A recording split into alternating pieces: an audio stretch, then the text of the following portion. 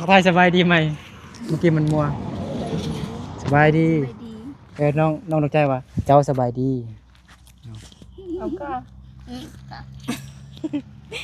มันนิบน้องไปยงกับดวงใจจะกินนมเหนียวว่าสันเอา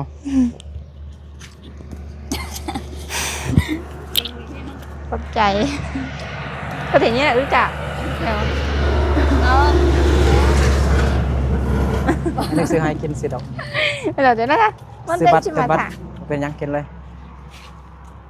พอน้องไปยง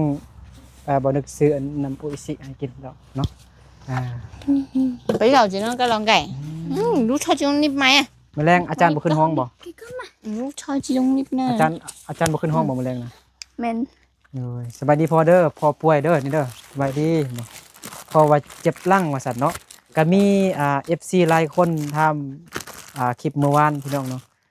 เบิ่งพ่อน้องประยงคือพร้อมลงคือว่าจ้อยลงนี่บ่แม่นพ่อน้องประยงป่วยบ่นึกก็ตอบคอมเมนต์ว่าน้องพ่อน้องประยงป่วยเจ็บหลัง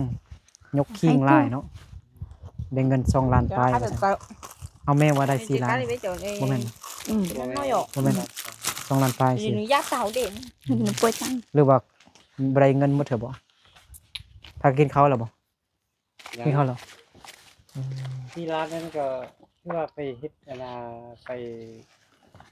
ที่อ๋อคนหนึ่งนะ อ่า ที่ตัวเก่าตัวเก่าเนาะ อืม อ๋อเงินที่เฮาได้มาที่เทพมัน2ล้านปลายใช่ไหม วันนี้อาปงก็ไปโรงเรียนแล้วแม่นไปยงมันไปเก็บมักถ้วยจีนคือเก่าไปรับจ้างคือเก่าพี่น้องเนาะ có อ่า nó câu à พักพร นั่งบ่ได้อะ พอน้องไปยงก็อยากไปนำแม่ไปหาเงินนำแม่เนาะไปเก็บมักทั่วสุดใจแต่ว่าพอน้องไปยงเจ็บหลังว่าซั่นบ่นึกก็ยังเจ็บคันยืนโดนก็เจ็บนั่งโดนก็เจ็บปวดพยาธิเก่าบ่นึกก็เคยเจ็บหลังเขาเอิ้นว่ากระดูกทับเส้นประสาทถ้าเป็นภาษาไทยมันเขาเอิ้นว่ามอนรองกระดูกสิบ่เอ้ามันเป็นน้ำบ่น้ำนมเหนียวเนาะเขาบ่ให้บวงเขาบ่เอาบวงให้เนาะเอาบวงเล็กนั่นแหละตักกินดูดกินเลยเนาะ họ buồn มันละลายก่อนเด้อากาศร้อนเนาะอยากกินแต่แบบของเย็นๆเนาะไอ้ก็กินบ่กินแต่น้ำ อาจารย์บ่ขึ้นห้องนำแรง men เข้าใจเนาะ men ยังบ่ได้ขึ้นเถอะก็ยังขึ้นอยู่ซั่นน่ะแสดงว่ายังขึ้นอยู่แต่ตอนนี้ก็1:00 นแม่นบ่หรือ2:00 นแล้ว ตอนนี้มันซุปบ่เข้าห้องอย่าง มันสุกร์เขาบ่เข้าส่วนหลายก็บ่เข้าเนาะก็พากันเอาพัวหมดเนาะน้องศาลาก็เอาพัวแล้วยังเข้าเรียนอยู่บ่ศาลาหรือบ่ออกแล้ว ốc là ออกเลยเนาะออกแล้วก็เอาพัวบ่ men เอาพัวแล้วก็ออกโรงเรียนเลยเนาะนางเอกทรงบ่นึกอยู่น้ำปุยเพิ่นก็เอาเมียแล้วผู้นึงพัวน้องมีน้องมีชง นี่ช่องเอาพวกเรานะ แม่นผู้อันสูงๆใหญ่ๆ17 ปีอ่ะนะบ่แม่น18 ปีเนาะอยู่ม.7บ่ได้ประกาศเอาพวกก่อนแล้วก็ไอ้ก็บ่แน่ใจว่าเราเว้าลิ้นหรือว่าเราเว้าแท้หรือเว้าแนวใดว่าบัดน้องกินดองแล้วมาร่วมงานดองน้องน่ะเด้อว่าซั่นถ้าบิดไอเซตไปเนาะน้องมีส่งไปโรงเรียนบ่ไปแล้วแล้วก็เซตมาอีกว่าน้องเอาผัวแล้วว่าซั่นไอ้นึกอกหักเลย อกหักบ่ได้ไปหามีส่งแล้วแฮงว่า FC เพิ่นเบิ่งหลายอยู่หลักหมื่นอยู่ ไอ้นึกอกหักเลยคำว่าน้องออกเรียนแล้วเอาผัวแล้วว่าซั่นคันเพิ่นให้ถ่ายคลิปอยู่ในงานดองอ้ายก็อยากไปอัปเดตไปถ่ายบรรยากาศอยู่ในงานดองของน้องมีส่งอยู่แต่ยันผู้ใหญ่เพิ่นบ่ให้ถ่ายคลิปอีหยังต่าง เสียงแมวอ่ะ ๆแล้วตด โทรศัพท์ เสียงโทรศัพท์พุ่นเด้อ อาปง อาปงบ่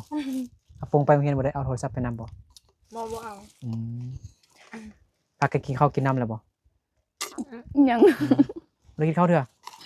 บ่กินซั่นน่ะ กินส้ม อ่าปวดเตานำบ่ จิตตา จิตเตาเนาะจิตเตาเนาะบ่ได้กินเถื่อแม่นบ่ปวดเตานำบ่ไอ้บ่ถึกบ่ปวดเตานำบ่กินข้าวแล้วบ่แม่นบ่ปวดเตานำบ่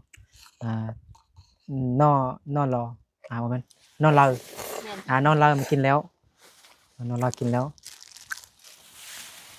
คือว่าคันบ่มีเสียงรถนี่มันมิดจิลีแฮงเนาะ แม่น บ่ได้ยินเสียงนกเสียงกาเสียงม้าเสียงแมวอีหยังมิดจิลีแล้วอยู่เฮือนน้องประยงอ้าวมิดแถว แปลกอยู่เด้อ้าวแต่ละเทื่อก็ได้ยินเสียงนกก็มันนี่คือมิดได้ยินแต่เสียงจักจั่น มันฮ้อนเด้แม่น มิดอยู่เนาะเสียงนกก็ได้ยินน้อยหนึงเท่านั้นเนาะคันบ่มีเสียงรถนี่ก็มิดแถวนอนก็นอนพักผ่อนนอนช่วยนี่มัน พอนกมาเข้าห่มหมดเนาะ เนาะมันร้อนเนาะ มึงบ่ที่ไหน มันรับมันแล้วเนาะ ติดเนี่ยติด เออบ่ยักเขาบ่รู้จังได๋ฮะ บ่อยาก บ่ยักเขาเอออืมป้าถูกแม่น้องประยงหรือว่าน้องประยงไปเก็บฟืนมาบ่นี่บ่เป็นไร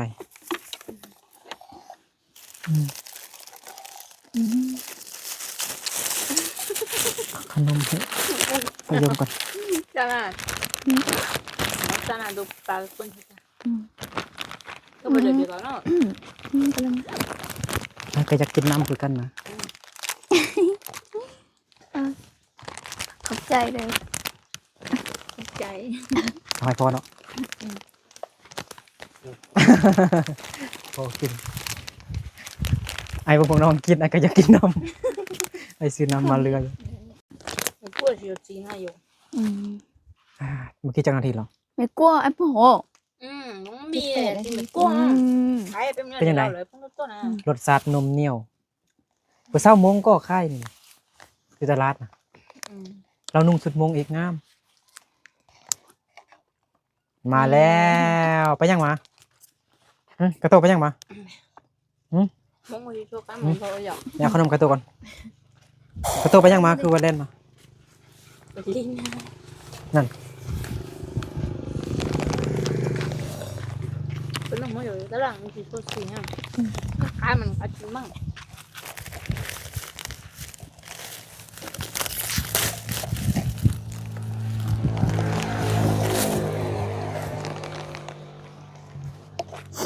เอากระโตกินเลยกระโตกินขนมก้อนใหญ่แฮงดีใจแล้วบันนี้เนาะ สิเกิดแล้ว วันที่ยังเนาะสิเกิดลูกนะกระโตท้องใหญ่แล้ว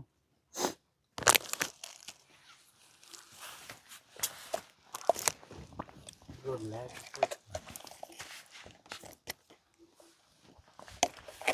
ก็เลยของเรา กระโตปลาถูก หลายท่อนต่อกัน จอกใหญ่ๆเนาะกินหมดอยู่นะ เจอเท่าได้ก็ 60 ฮะ 60 ต้องจอดนะ บ่จอกเดียว60ช่องจอกกับแซนซ่องแพงบ่หรือว่าคือแพงน่ะพวกน้องเคยซื้ออยู่ซะ ซื้ออยู่ลักสเปซและบิกลา เท่าไหร่ 15 ฮะ 15 15จอกใหญ่แบบนี้บ่ แม่น แบบนี้เลยบ่ แม่น แสดงว่าอยู่ไสยะเนี่ยเขากินกำไรหลายเนาะ แล้วรู้จัก 25,000ให้ย ร ก ส สิ ชาติ จอก25 ลักสเปซเซ็บกว่าเลย โอ้ เนาะ มื้อหน้าเราอายสิซื้ออยู่นี่ไปขายอยู่ไสยะก่อนเนาะได้กำไร 5,000 กีบ10,000โอ้ก็ขายอยู่ไสยะ25,000ต่อจอกหนึงสองจอกก็50อืม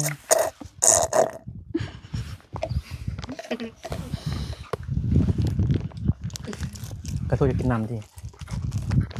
กระตูจะกินน้ำทีประโยง ดอก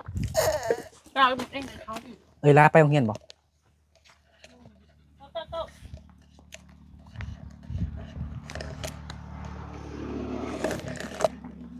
เห็นเอ้ยลาบ่ อืม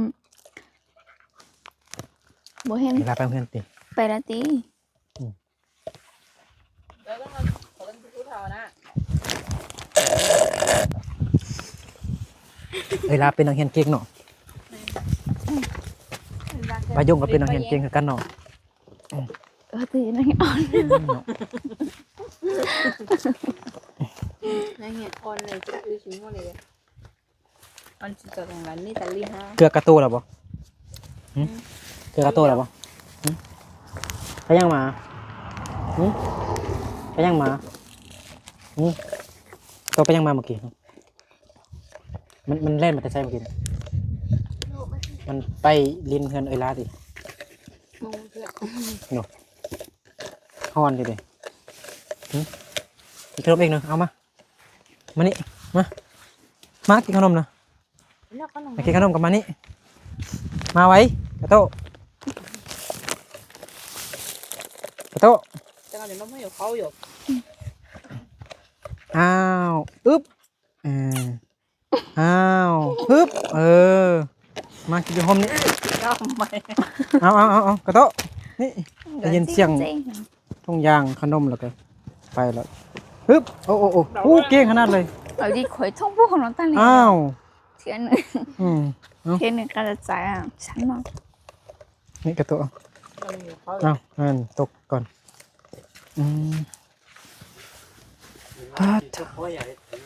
พัดหอนแฮงแม่ประยงขี่รถย่างไปนำเข้าบ่รถหยังรถซิ่งบ่รถฮอนไดบ่ เลย ไปหลายคนบ่ มูหูเทือ บ่ฮู้เทื่อคือบ่ฮู้เทื่อ ให้เกินไปเลย บ่ฮู้ไปสิว่าบ่ฮู้ก็แล้วบ่ฮู้เทื่อปั้นเขาสิมาให้น้องประยงนับอีกนี่มื้อแรกเขาสิให้ประยงนับอีกบ่ฮู้เทื่อ เดี๋ยวกันเลย โอ้โตกระโตคือวันเท่าไหร่ มีจักน้องเนาะประมาณ3นี่เนาะ4เนาะ4มีลูกมีแต่4โตนมมันก็ใหญ่แล้วนี่เนาะบ่เกิดปานนี้เลยลูกเกิดมาแต่ขี้ดื้อเด้อขี้ดื้อคือกระโตเลย ใจนี่ เมื่อคืนนี้กับก้งกันนอนน้ำอายเลย พูนซื้อข้าวนะ มือเสือข้าว มือเสือข้าว พูซื้อข้าวนะ สีข้าวบ่แม่นสีอันนั้นสีอันสีแดงประตูใหญ่ๆอันนั้นเข้าไปนอนบนประตูเข้าไปนอนอยู่ห้องนอนเลย สบาย สบาย มันจะขึ้นมานอนอยู่เตียงนำอยู่ปลาเสือแต่ห้ามให้มันนอนอยู่ลุมนอนคดอยู่ลุมคันฝนตกฟ้าห้องแล้วมันยานลมแห้งแล้วมันยานแล้วก็เล็บเขาอยู่ในห้องเลยออกไปนอกไม่ยาน แล้วก็จะนอนอยู่เขาอยู่ ประยงกระโต้เลยยานเวลาฝนตกฟ้าห้องลมพัดลมแห้ง บุญยาน บ่ยานบ่มันบกงแดงๆที่น้องเห็นมื้อนั้นยาน เป็นผู้ชายก็ยังยานเลยเป็นมาผู้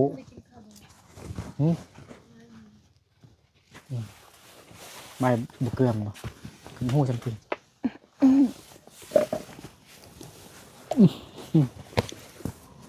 แม่ม่านอยากกินของเอาหน่อกินเอาหน่อมามื้อเช้าเกลือมันบ่มื้อเช้าเกลือมันบ่เกลือหลายบ่เกลือหลายบ่ ไหนเราไม่ให้กิน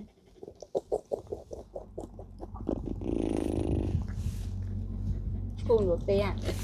มันกินฮอดนั่นนี่ สะพายยืดจ้าหรอก ระโต้เนี่ยมันกินฮอดเอาไป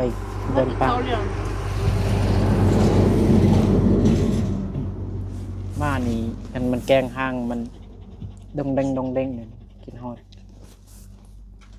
เฮาเนี่ยก็ซ้ำกับพ่อกับแม่มันแล้วฮอดโอ้ยอย่าเฮาสบายดี ว่าง เรามาเฮ็ดหยัง ไป ไปหยังบ่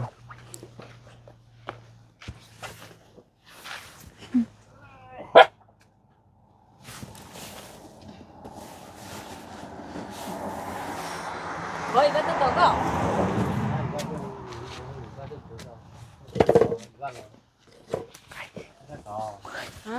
จะต่อไปว่าอยู่เสีย เราปากบ่ได้พี่น้องเนาะปากบ่มีเสียงอย่าให้จัน ไปจักคน อย่าให้ใจว่าง สิบ่เปีย ฮะ ให้เจ้า สิไปนำ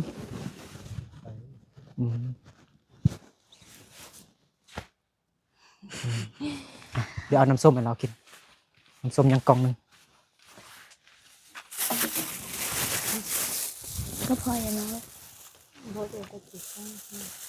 เคยไปว่าจีน่า อันอายของน้องล้าเนาะมาอยู่ห่มอยู่ห่มแดดอายของน้องล้าเนาะเราสิไปตัดไม้แต่มาแวะลิ้นน้ำพอน้องประยงก่อนแล้วปากน้ำกันเนี่ยได้สินะเวลามาลิ้นน้ำกันลมกันเนี่ยได้ บาย ฮะ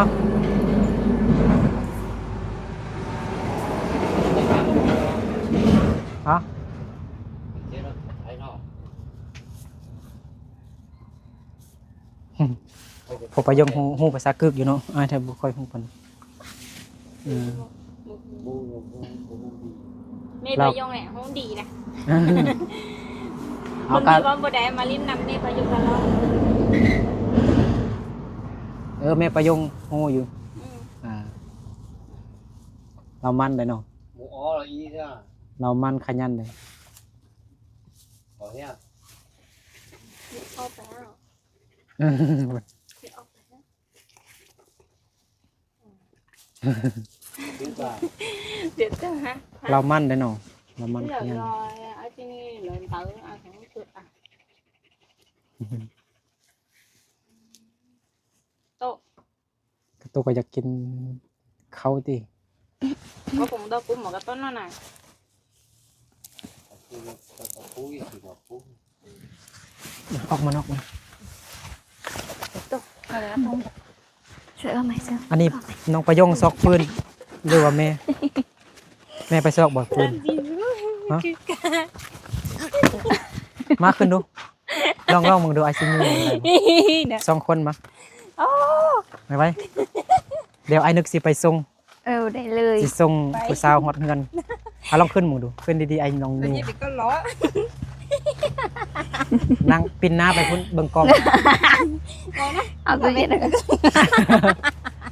เดี๋ยวไอ้ชิยูไปเราตะกล้องถอยหลังเด้อเอาเบิ่งกล้องเด้อไป อย่าสู้เชียว ตามม่วนเนาะ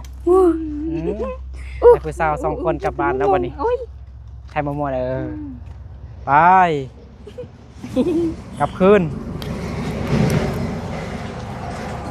น้องดวงใจจักโลกเหรอ ฮะ จักโล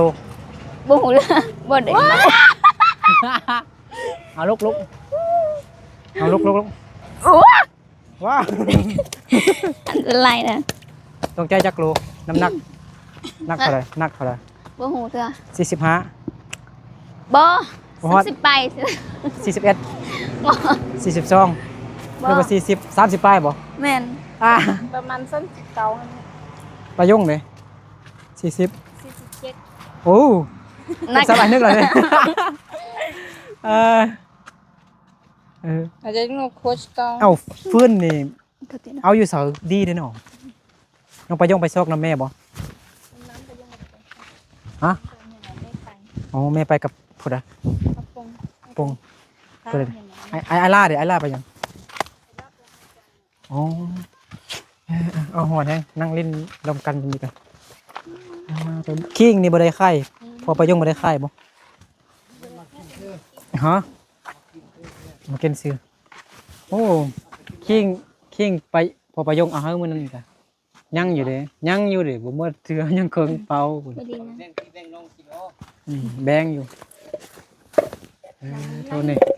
คิงประยงพอประยงเอามาไข่บ่ได้ใจดีก็ซื้อสวยซื้อคิงสวยประยงจับมาดูหัวหนึง FC บางคนเนี่ยบ่ฮู้คิงเนี่ยคนคิงภาษาลาวภาษาไทยเขาเอิ้นว่าคิงบ่คิงติงติงติงอย่างนั้น นี่หัวใหญ่เนาะคิงยาวพี่น้องเนาะเขายังเก็บซื้ออยู่บ่ โอ้ชื่ออะไรอ้าว Hả? Không có khả năng lắm đâu. คนแปลว่า Môn tô tô có chụp này. Với ly mù hát มั khá. นบ่เน่าบ่มันบ่เน่าบ่เออมันมีแต่แตกโนเนาะแตกโนอันนั้นมันมาเนาะเห็นบ่ มันอยากพูดเหรอ มันจะปลูกมันก็ยักขึ้นแล้วเนาะมันก็ยักเป็น Cái tô ủ nhau là cái tô dạy nó luôn. Bao kinh ở nên đâu. ดอกขิงปลายง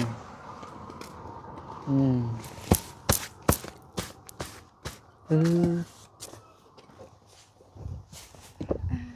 จะไปจึงบอกที่ครับไปจึง Ở một khởi nào. Hai. เอาบอลลี Để ao bay nhé. เดี๋ยวเอาไปไหม Ao bao ní bay cái này. เอาเป้าไป เอาเป้าไป เอาไปซื่อๆหนูขิงเบาหนู Không có lâu chưa kìa. Hả? Chưa chưa sẹp. ทอดกิน Ờ. จืนใส่น้ำมันพืชแช่เคยคั่วแล้วเป็นนั่นน้องปลายงยัง Khơi tê kinh ra lo là bây giờ kinh. กับพงค้า Mà khơi thì mới khăn rồi. วันเมื่อก่อนนี่ FC เพิ่นโทรมาทำเรื่องเฮ็ดพาสปอร์ตให้พ่อแม่น้องปลายงแต่ว่าเพิ่นยังบ่ว่าหยังเด้อถามราคาไว้ Khá lắm. Phải không làm thôi. ไม่ว่า 2-3,000 เฮ็ดด่วนก็ 3,000 กว่า ที่จะเช็ดเขา แต่คันมันเฮ็ดซาก็ประมาณ 2,000 กว่า 2,000 กว่าบาท มื้อนี้น้ำมันลงแล้วลง1,000 กีบ Du. มื้อนั้นลิตรหนึง 40,000 มื้อนี้ 39,000 Mình là ở mũi nẻo xăm xịt bẹt áo. บ่มันลงเพราะว่ามันมีน้ำมันแล้วเด้ Nên. ไทยไปเจรจากับอันอิหร่านแล้วเด้เราอิหร่านกับไทยนี่เป็นเซี่ยวกันน่ะเป็นเพื่อนกันเขาเจรจากันง่ายผู้สาวโดนติ้วที่เห็นบ่ Bố. ยิ้มได้เมื่อกี้เดี๋ยววันนี้บ่ยิ้มไปฮอดพื้นไหลเบิ่งอยู่ก็ยิ้มนำบ่นำมาถ่ายคลิปนำกันสาวโดนติ้วติ tao gò qua Hả? một tháng tao gò Du đúng hả chưa được chưa? Hử? Nhá, tao chỉ xuống đâu mình chỉ nó mua nó nạc á. มันประยงสิไข่คิงให้บ่นึกลงเท่าได้สิไข่อ้ายนึก รวยเลยเนาะโลหะเส้นปีหน้านี่บ่ต้องเฮ็ดหยังดอกเฮ็ดแต่คิงบ่ต้องปลูกเขา Tới kinh này lửa hả tên nào? เขายังจักเป้าน่ะยังหลายอยู่ เขาไว้เฮือนอ้านน่ะเออ con cái mắt cái không được tin น่ะเออ Còn mà nhang sau bay bao nó. Hả? เรียกก็สบายปอนรถมันต้น Tại vì nó nông cảnh. Nó mó thì có món ăn hiếm ở tấm bằng cái vợ ăn thấy cái đi ra ly hay không chỉ mà ta. ฮะให้เคียบให้ลมปลอ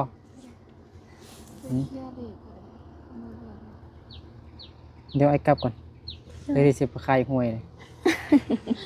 ขายหวย Mấy nhang gọi. Này. เอาไปยกคิดว่าใครตัวห้อยติใครห้วยหรือใครเล็กก็ได้ มื้อแรงออกเล็กยังไปยงน้องใจมื้อแรงออกเล็กยัง Bà đi. ปลายังหรือปลาน้อย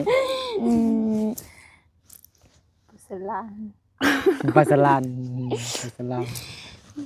ปลาน้อยหรือปลายังมันมีสองปลานี่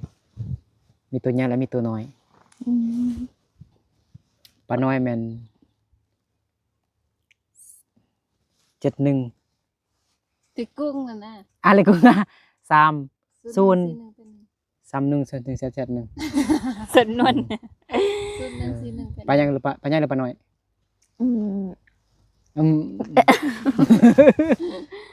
ปลายังปลาใหญ่หรือปลาน้อย Bà nhau. ปลาใหญ่ปลายงว่าออกอะไรยัง